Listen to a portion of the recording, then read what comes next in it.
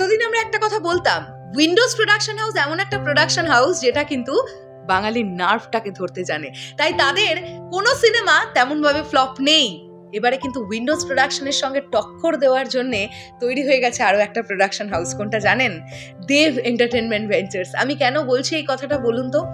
যদিও আমাদের বলা উচিত দেব এন্টারটেনমেন্ট ভেঞ্চার্সের সঙ্গে অবশ্যই সুরিন্দর ফিল্মসও, কেননা বহুরূপী সিনেমাটা এখনো পর্যন্ত যদি গ্রস কালেকশন আমরা ধরি, আমাদের কাছে যে রিপোর্টটা এসছে 17 কোটি টাকার গ্রস কালেকশন করেছে।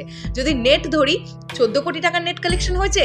খাদানের কিন্তু অলরেডি 12 কোটি টাকা প্লাস নেট কালেকশন হয়ে গেছে। বহুরূপীর কালেকশনকে ধরতে গেলে খাদানকে আর করতে হবে মাত্র 2 কোটি টাকার কালেকশন। যদিও বহুরূপীও কিন্তু এখনো সিনেমা হলে চলছে, খাদানও সিনেমা হলে চলছে। তবে খাদানের ক্ষেত্রে যেটা পজিটিভ, বহুরূপী যে টাইম পিরিয়ডটাতে 14 কোটির ব্যবসাটা করেছিল, খাদান তার অনেক আগেই 12 কোটির ব্যবসাটা করে ফেলেছে।